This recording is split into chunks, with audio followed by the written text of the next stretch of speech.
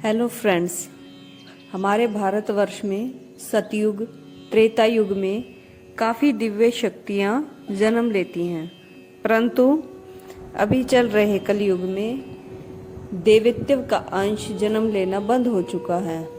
इस युग में बहुत दिव्य शक्तियों ने जन्म लिया और सांसारिक कार्य को सिद्ध भी किया है। इस युग में अलौकिक देवी देवताओं ने जन्म लेकर संसार के कष्ट हरे, उन्हें अपने चमत्कार से आत्मविभोर किया। आज हम एक ऐसे लोक देवी की चर्चा करेंगे जिनको विश्व की करनी माता के नाम से जाना जाता है। करनी माता का इतिहास बहुत ही रोचक है और इन्हें चूहों की देवी भी कहा जाता है। दोस्तों, क्या आप भी चूहों की देवी अर्थात करनी माता के इतिहास के बारे में जानने के लिए उत्सुक हैं? आइए जानते हैं करनी माता का जीवन परिचय। माता का जन्म 20 सितंबर 1387 को इतिहास के पन्नों में दर्ज हुआ। देवी के पिता का नाम मेहाजी तथा माता का नाम देवल देवी था। माता का जन्म स्थान जोधपुर में स्थित सुआप गांव में हुआ। करनी माता के पिता मेहाजी कीनिया शाखा के चारण थे। मेहा मंगलिया द्वारा स्वाप गांव उदक में मिला था, जो कि जोधपुर जिले के एक फौलादी क्षेत्र में है। इसी गांव में लोक देवी करनी माता का भी जन्म हुआ। माता की जन्म की कहानी बहुत ही विचित्र और रोचक है। मेहाजी और देवल देवी का कोई पुत्र नहीं था, केवल 5 पुत्रियां थी। मेहाजी के कोई पुत्र न होने की वजह से वे हमेशा चिंतित रहते थे। इसी चिंतित अवस्था में उग्र होकर उन्होंने हिंगलाज माता को, जो कि पाकिस्तान के बलूचिस्तान क्षेत्र में इनका मंदिर स्थित है, मेहा जी ने माता हिंगलाज मंदिर की यात्रा प्रारंभ कर दी। माता हिंगलाज इनकी भक्ति से प्रसन्न होकर इन्हें दर्शन देती हैं। तभी मेहा जी ने वरदान स्वरूप अपना सम्मान मांगा। हिंगलाज माता तथावस्तु कहकर अंतर्ध्यान हो गई। कुछ दिन बाद देवल देवी को गर्भ हुआ। जैसे ही गर्भ प्रसूति के निकट पहुंचा तो मेहा जी ने मोढ़ी मुलानी और आख्या इदानी नामक दाई को देवल देवी की देखरेख में लगा दिया। प्रसूति का समय निकल गया। 10 महीने, 12 महीने, 15 महीने, 18 महीने बीत जाने के बाद भी आख्या इदानी ने सोचा, पता नहीं कब यह बच्चा जन्म लेगा, मैं यहाँ ज़्यादा नहीं रुक सकती। तो मोढ़ी मुलानी जो नामक दाई थी, उन्होंने देवल देवी के आगे देखरेख जारी रखी। एक दिन सपने में देवल देवी को माता दुर्गा के साक्षात दर्शन हुए और कहा, बेटे तुम सब्र रखो, मैं जल्द ही तुम्हारी कोख से जन्म लूंगी। करीब 21 माह के बाद देवल देवी ने एक शिशु को जन्म दिया। जब मेहा जी ने अपनी बहन से पूछा कि क्या हुआ, लड़का या लड़की, तो बुआ ने गुस्से में तंज कसते हुए कहा कि फिर से पत्थर हुआ है, अर्थात फिर से लड़की हुई है। उन्होंने अपनी उंगलियां और मुट्ठी भींच कर गुस्से में यह बात कही, तो उनकी जो सारी 5 उंगलियां थीं वो ऐसे के ऐसे चिपकी रह गई। उन्होंने सोचा कि शायद मुझे बादी हो गई है, परंतु यह देवी का अपमान करने की सजा थी। जैसे ही देवल देवी को पता चला कि पुत्री हुई है तो उनका मन कुछ उदास हुआ, परंतु विधि के आगे वो कुछ नहीं कर सकती थी। 3 दिन बाद नामकरण हुआ तो माता का नाम रिधुबाई रखा गया। धीरे धीरे समय बीतता गया और माता रिधुबाई बड़ी होने लगी। एक दिन रिधुबाई की बुआ पीहर आई हुई थी और वह 5 बहनों में से सबसे ज़्यादा रिधुबाई को ही प्यार करती थी। एक दिन वह बाई को नहला रही थी, तब एक हाथ अपाहिज होने के कारण वह सही से नहीं नहला रही थी। तभी रिधु ने कहा कि आपको क्या हो गया? तो बुआ ने कहा कि मेरा हाथ सही नहीं है। तभी रिधु ने बुआ का हाथ अपने हाथ में लेकर कहा, तुम झूठ कहती हो कि तुम्हारा हाथ तो बिल्कुल ठीक है। ऐसा कहकर जैसे ही माता ने उनका हाथ छुआ तो उनका हाथ पुनः स्वस्थ अवस्था में आ गया। यह चमत्कार देख बुआ ने देवल देवी और मेहा जी से कहा कि आपकी पुत्री कोई साधारण पुत्री नहीं है, यह कुछ भी करण वास्ते संसार में आई है। तो बुआ ने इनका नाम रिधुबाई से बदल कर करनीबाई रख दिया। तब से पूरा गांव इन्हें करनी माता के नाम से जानने लगा। आज भी यह रिधुबाई संपूर्ण विषयों में करनी माता के नाम से ही जाना जाने लगी। माता का वैवाहिक जीवन। करनी माता जब धीरे धीरे बड़ी होने लगी तो समाज की ओर से मेहा जी पर दबाव बढ़ने लगा कि अब करनी माता के हाथ पीले कर देने चाहिए, क्योंकि इतनी जवान बेटी को घर में ऐसे रखना उचित नहीं। मेहा जी पूरे समाज के दबाव में आ चुके थे, तो मजबूरन उन्हें अपनी बेटी का विवाह स्वीकार करना पड़ा।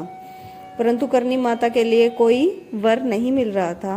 पिता को चिंता हो गई थी। तभी माता करनी ने अपने पिता से कहा कि साठिका गांव में केलू जी बिट्टू के यहाँ शिवांश अवतार लिया है, उसी से मेरा विवाह होगा। मेहा जी ने माता का आदेश पाकर केलू जी बिट्टू के पुत्र देपा जी से यहाँ शादी की बात शुरू कर दी। देपा जी करनी माता के बारे में जानते थे, तो उन्होंने विवाह को बड़े साधारण रीति रिवाज से करना ही स्वीकार किया। विवाह संपूर्ण होने के बाद बारात वापस लौट रही थी। रास्ते में पानी पीने की कोई व्यवस्था नहीं होने के कारण मेहा जी ने रथ और घोड़ों के साथ 4 पानी की मटकी साथ भेज दी। बारात काफी दूर पहुंची तो देपा जी को प्यास लगी, तो उन्होंने रथ रुकवाकर मटकी से पानी पीना चाहा, परंतु मटकियां खाली मिली। यह देखकर उनको आश्चर्य हुआ। तब करनी माता ने आवाज दी कि आप पीछे देखिए, आपके पीछे बहुत ही सुंदर झील में स्वच्छ पानी भरा हुआ है। जैसे ही देपा जी ने पीछे देखा तो वो आश्चर्यचकित रह गए। उन्होंने स्वयं उस स्वच्छ जल को पीकर अपनी प्यास बुझाई। देपा जी ने जैसे ही रथ का पर्दा हटाकर देवी को देखना चाहा, तो माता ने दुर्गा के रूप में सिंह पर सवार, हाथ में त्रिशूल हुए तेजस्वी रूप के साथ उन्हें दर्शन दिए और कहा कि मैंने तुम्हें भौतिक और अलौकिक दोनों दर्शन करा दिए हैं। मैं आपकी अर्धांगिनी जरूर हूँ, परंतु मेरा भौतिक शरीर काला, मोटा और लंबा चौड़ा चेहरे वाला है, इसलिए यह मेरा यह शरीर आपके भोग का साधन नहीं है। आप मेरी छोटी बहन गुलाब से विवाह कर लीजिए, वह आपकी गृहस्थी संभालेगी। तो देपा जी ने देवी का आदेश मानते हुए माता की छोटी बहन गुलाब से विवाह कर लिया और खुद संसार की भलाई हेतु गृहस्थ जीवन से। करनी माता किसकी कुल देवी है? करनी माता का जन्म बीकानेर में हुआ था और यहाँ का राजघराना चारण वंश का था। बीकानेर के लिए कुल देवी का यहाँ जन्म लेना एक सौभाग्य की बात थी। तो माता बीकानेर की राजघराने की कुल देवी बनी। बीकानेर के राजघराने के राजा महाराज गंगा सिंह ने कुल देवी माता की करणी देवी का मंदिर बनवाया। यह मंदिर बीकानेर से तकरीबन 30 किलोमीटर दूर देशनोक नामक क्षेत्र में स्थित है। इस मंदिर परिसर में एक गुफा है जहां पर करनी माता बैठकर तपस्या किया करती थी। यह तपस्या स्थल आज भी मंदिर के अंदर देखा जा सकता है। माता करनी के मंदिर में क्यों रहते हैं चूहे?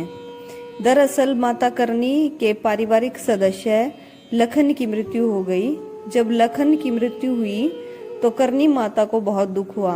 उन्होंने यमराज से लखन को पुनर्जीवित करने का आग्रह किया। तभी यमराज ने लखन को चूहों के रूप में पुनर्जीवित कर दिया। तब से करनी माता के वंशज जो भी मृत्यु को प्राप्त होंगे वह काबा के रूप में या फिर चूहों के रूप में माता के मंदिर में ही रहेंगे। इसलिए इस मंदिर में आज हजारों की तादाद में चूहे हैं जिन्हें काबा कहा जाता है।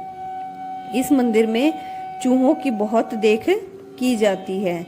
बाहरी जानवर जैसे चील, गिद्ध, बिल्ली आदि चूहों को नुकसान न पहुंचा सके, इसके लिए भी काफी प्रबंध किए गए हैं।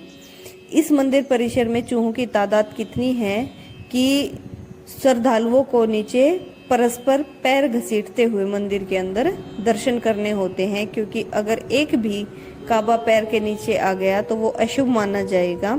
इस मंदिर में चूहे स्वतंत्र भ्रमण करते हैं और मंदिर परिसर से कभी बाहर नहीं जाते। यहाँ पर श्रद्धालु माता को भोग लगाने से पहले चूहों को कुछ प्रसाद वगैरह खिलाते हैं, फिर माता को भोग लगाते हैं। इन चूहों में सफेद चूहे भी हैं। अगर किसी दर्शनार्थी को सफेद चूहों के दर्शन हो जाते हैं तो वह बड़े शुभ और सौभाग्य के प्रति समझा जाता है।